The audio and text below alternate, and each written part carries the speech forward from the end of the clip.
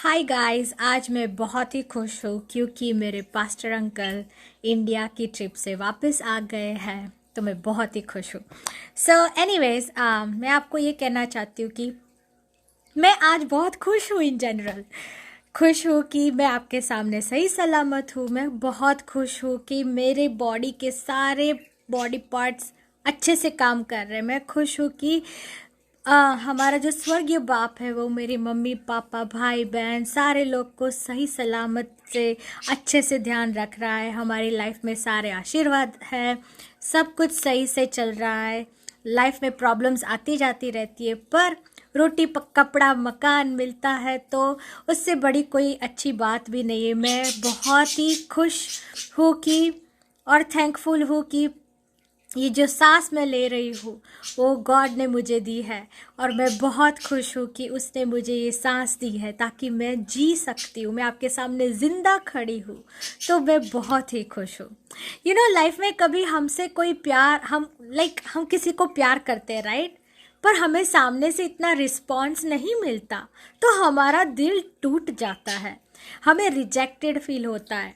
हमें फील होता है क्या यार, हम उसके लिए सही नहीं है, क्या मैं उसके लायक नहीं हूँ, क्या मैं प्यार करने के लायक नहीं हूँ। हमें फील होता है काश वो मेरे से आके थोड़ी सी बात कर ले, काश वो मेरे सामने देखकर मुस्कुरा ले, काश वो मेरा नाम ले ले, काश वो मुझे पुकारे, काश थोड़ी भी अटेंशन दे दे, काश झूठा ही सही प्यार कर दे। ऐसा फील होता है। हमें फील होता है कि काश वो मुझे देख पाए मैं सही में कौन हूँ, काश वो मुझे सुन पाए मैं सही में क्या बोल रहा हूँ, क्या बोल रही हूँ। यू नो फिर अगर वो नहीं होता तो हमें बहुत दुख होता है दोस्तों, मेरी भाई मेरे बहन, कितने दुख होता है, राइट? सो ऐसा ही यू नो जब गॉड ने दुनिया बनाई तो परमेश्वर ने सब कुछ अपने मुंह से बनाया, शब्द से। पर एक इंसान ही ऐसी चीज़ थी, एक आप और मैं ही ऐसी चीज़ थी जिसने उसने सोचा कि मैं इनको अपने हाथों से बनाऊंगा, अपने हाथों से उसकी रचना करूंगा।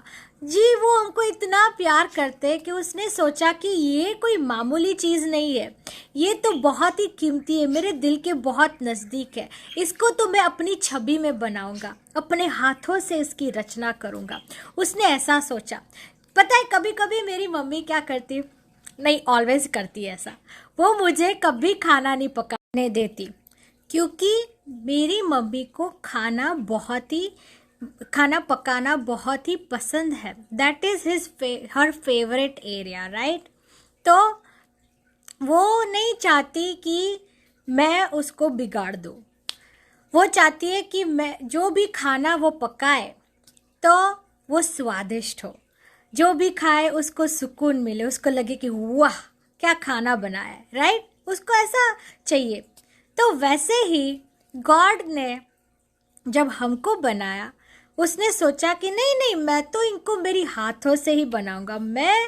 ये बहुत कीमती है, मेरे दिल के नज़दीक है, मेरा इंटरेस्टेड एरिया है। इन लोगों में मुझे बहुत दिलचस्प मतलब बहुत इंटरेस्ट है इनकी लाइफ में। तो मैं उनको अपने हाथों से ही बनाऊंगा। इनको मैं नहीं दे सकता किसी और, मतलब इनके साथ मैं चांस नहीं ले सकता। इनको तो मैं अपने हाथों से, इनमें गिफ्ट रखूँगा, टैलेंट रखूँगा, इनमें बहुत सारी खूबियाँ रखूँगा। इनको मैं ऐसा बनाऊँगा ताकि वो फिर बाद में मेरी महिमा करे, राइट? इसीलिए गॉड ने हमको बनाया उसकी महिमा करने के लिए। इतना ही नहीं दोस्तों, पर गॉड ने हमको बनाया, वो क्या चाहता है पता है? वो आपको और मुझे चाहता है। या वो हमसे बहुत प्यार करता है।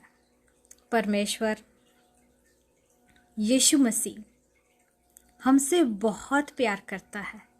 और जब हम उससे बात नहीं करते, उसकी ओर नहीं देखते, उसको पुकारते नहीं, उससे रिश्ता नहीं जोड़ना चाहते, तो उसको वही रिजेक्शन फील होता है जब जो रिजेक्शन हमको फील होता है जब हम किसी को चाहते हैं और वो हमें नहीं चाहते।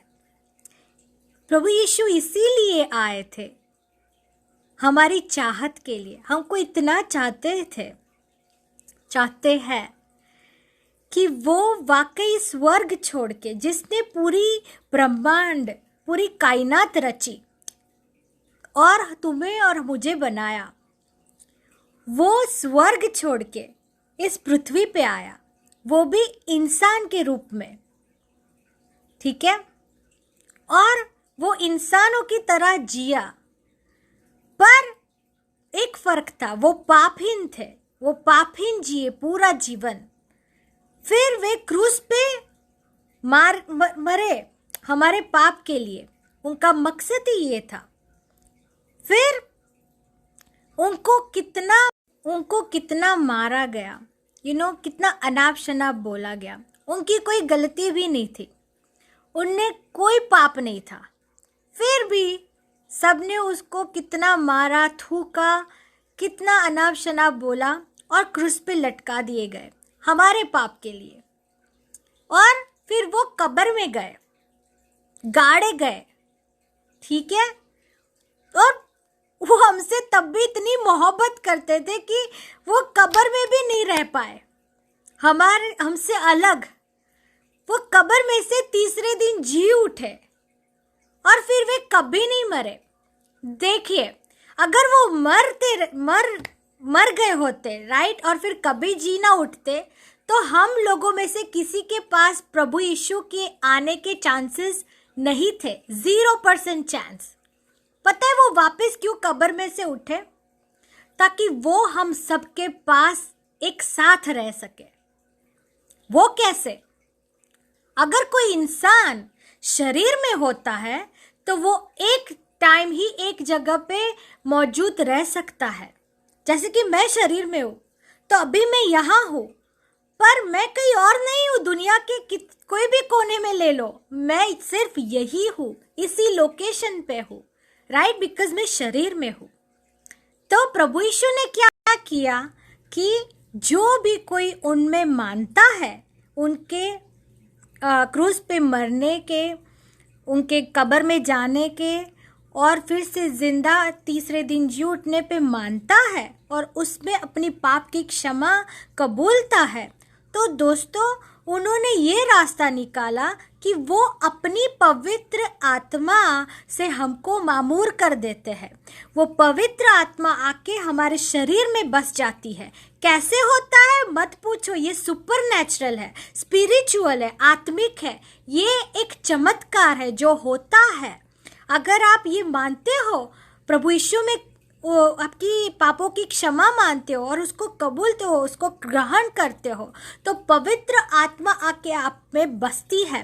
और प्रभु यीशु ने ये रास्ता निकाला दोस्तों कि वो एक साथ सबके साथ नहीं रह सकता एक टाइम पे, क्योंकि शरीर में नहीं रह सकता, तो वो अभी स्वर्ग में है। पर जो भी कोई उनमें मानता है तो वो अपनी पवित्र आत्मा भेजते हैं सबके पास, जो भी उनमें मानता है। तो अगर मैं मानती हूँ तो पवित्र आत्मा मेरे अंदर है, और आप मानोगे प्रभु यीशु में तो आप में वही पवित्र आत्मा आके बसेगी और आपका रिश्ता सीधा खुदा बाप जो परमेश्वर है, जो स्वर्गीय बाप है, उससे जुड़ जाएगा हमेशा हमेशा के लिए।